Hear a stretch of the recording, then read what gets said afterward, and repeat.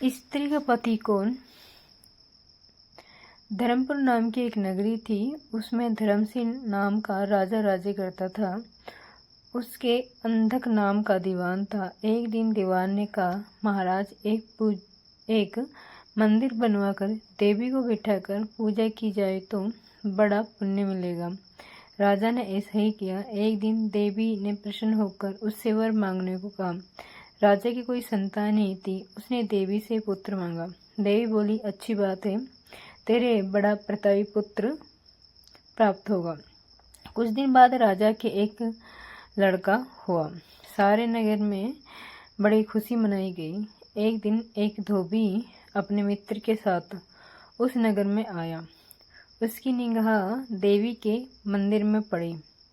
उसने देवी को प्रणाम करने का इरादा किया। उसी समय उसे एक धोबी की लड़की दिखाई दी जो बड़ी सुंदर थी। उसे देखकर वह इतना पागल हो गया कि उसने मंदिर में जाकर देवी से प्रार्थना की, हे देवी, यह लड़की मुझे मिल जाए। अगर मिल गई तो मैं अपना सिर तुम पर चढ़ा दूंगा। उसके बाद वह हर घड़ी बेचैन रहने लगा। उसके मित्र ने उसके पिता से सारा हाल कहा। अपने बेटे की यह हालत देखकर वह लड़की के पिता के पास गया और उसके अनुरोध करने पर दोनों का विवाह हो गया। विवाह के कुछ दिन बाद लड़की के पिता यहाँ उत्सव हुआ। उसमें शामिल होने के लिए न्योता आया।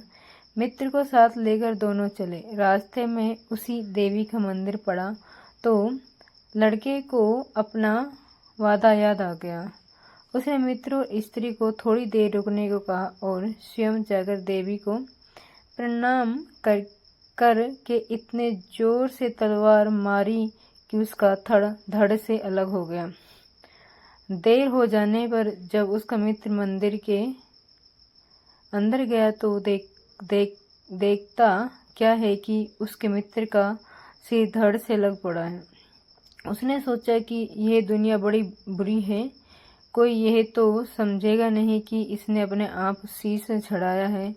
सब यही कहेंगे कि इसकी सुंदर स्त्री को हड़पने के लिए मैंने इसकी गर्दन काट दी।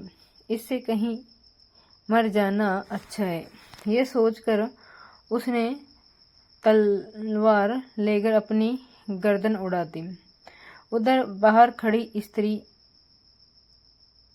हैरान हो गई तो वह मंदिर के भीतर गई। देखकर चकित रह गई। सोचने लगी कि दुनिया कहेगी यह बुरी औरत होगी, इसलिए दोनों को मार आई। इस बदनामी से मर जाना अच्छा है।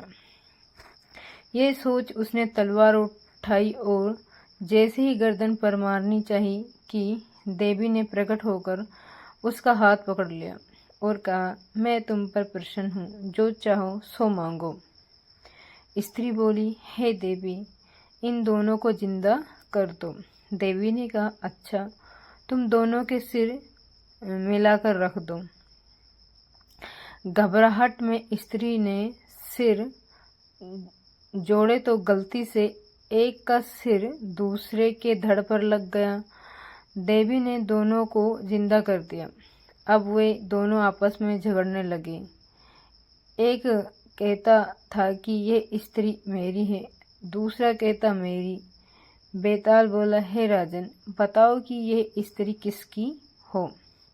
राजा ने कहा, नदियों में गंगा उत्तम है, पर्वतों में सुमरु, वृक्षों में कल्पवृक्ष और अंगों में सिर। इसलिए शरीर पर पति का सिर लगा हो वह पति होना चाहिए। इतना सुनकर बेताल फिर पेड़ पर जा लटका। राजा उसे फिर लाया और उसने 7वीं कहानी कही। अगर दोस्तों ये कहानी पसंद आई हो तो लाइक, शेयर, सब्सक्राइब जरूर करें।